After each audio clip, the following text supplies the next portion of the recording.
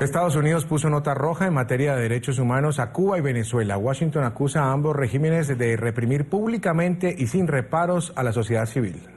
NTN 24 habló con el subsecretario de Estado para la Democracia y los Derechos Humanos, quien condenó que el chavismo castigue con cárcel a quienes piensan distinto. La noticia con Diana Castañeda, periodista NTN 24 en Washington. Una muy buena noche, Diana, adelante. Hola, buenas noches. Los saludo desde el Departamento de Estado, lugar en donde hoy se dio a conocer este informe sobre la situación de los derechos humanos en más de 190 países.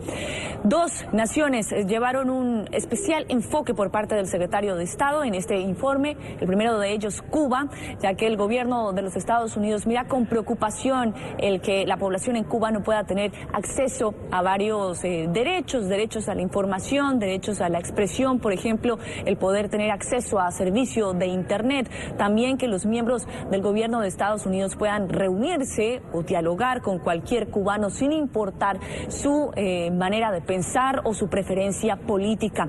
En el caso de Venezuela, el Departamento de Estado, el gobierno de los Estados Unidos hizo un llamado especial. Le pidió al gobierno del presidente Nicolás Maduro que libere cuanto antes a los prisioneros políticos que tiene en su poder.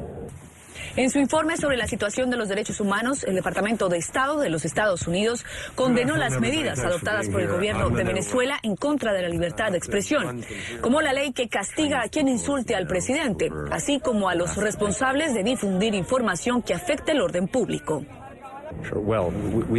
Bueno, el año pasado tuvimos algo de buenas noticias. La mayoría de los presos políticos en Cuba fueron liberados. Desafortunadamente, el gobierno ha continuado persiguiendo a los disidentes en la isla. Los ha detenido durante periodos cortos de tiempo, algunas horas o días. Por ejemplo, si tú y yo fuésemos cubanos y quisiésemos reunirnos para hablar de política y crear algún tipo de oposición al régimen actual, pues el gobierno nos llevaría a una estación de policía y nos detendría durante horas o días para acabar con nuestra habilidad para hacer cualquier cosa. También está la represión a los medios, la Internet. Y desde el punto de vista económico, hemos ofrecido, nosotros, Estados Unidos, hemos levantado muchas de las sanciones y hemos mejorado la capacidad de nuestros pequeños negocios para tener relaciones con Cuba, y Cuba todavía no ha tomado pasos para que la gente pueda comprometerse con nosotros. Así que estamos... Si vamos a levantar el embargo, necesitamos que el gobierno cubano también levante su lado del embargo. Frente a Cuba, el informe señala la preocupación sobre las limitaciones que tiene la población cubana para acceder a servicios como Internet, así como otras medidas del gobierno que dificultan la práctica de los derechos humanos. Bueno, esa falta de progreso es un gran problema. El pueblo de Venezuela votó por un nuevo parlamento de manera abrumadora y escogieron a representantes que querían un cambio para el país. Quieren liberar a los presos políticos que están en prisión por ninguna otra razón sino por estar en contra del gobierno, seamos honestos. Y a través de la Corte Suprema, cualquier decisión de este Parlamento que fue electo por el pueblo de Venezuela ha sido anulada. Es algo tan crudo y tan claro lo que el gobierno está tratando de hacer. Esto solamente se trata de un grupo de personas que quiere aferrarse al poder, sin importar cuál sea la voluntad del pueblo venezolano. Eso es lo que nosotros diríamos.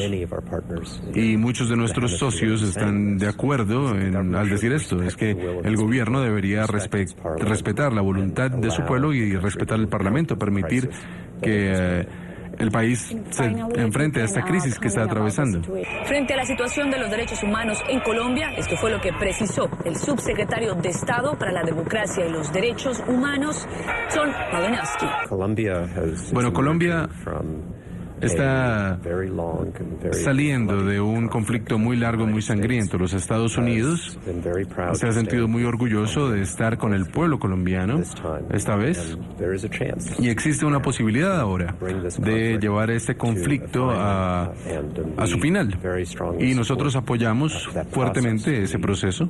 Esperamos que este será un final definitivo y no solamente una falsa esperanza desastres, como las que Colombia ha enfrentado en el pasado, y que sea hecho de una manera que traiga reconciliación al país, pero que también permita justicia para las personas que han sufrido significativas violaciones de sus derechos, ya sea por parte de las Fuerzas Armadas o las FARC durante tantos años. El informe también señaló que los gobiernos de Nicaragua, Bolivia y Ecuador reprimen públicamente y sin reparos a la sociedad civil, apelando a procedimientos burocráticos onerosos. Bien, este informe sobre la situación de los derechos humanos lo realiza el Departamento de Estado desde 1970 y sirve para determinar cuáles serán las alianzas o cooperación en materia de defensa y comercial del gobierno de los Estados Unidos con diversas naciones alrededor del mundo. Esta es la información que por el momento se genera desde la sede del Departamento de Estado en Washington. Vuelvo a nuestro Centro Internacional de Noticias.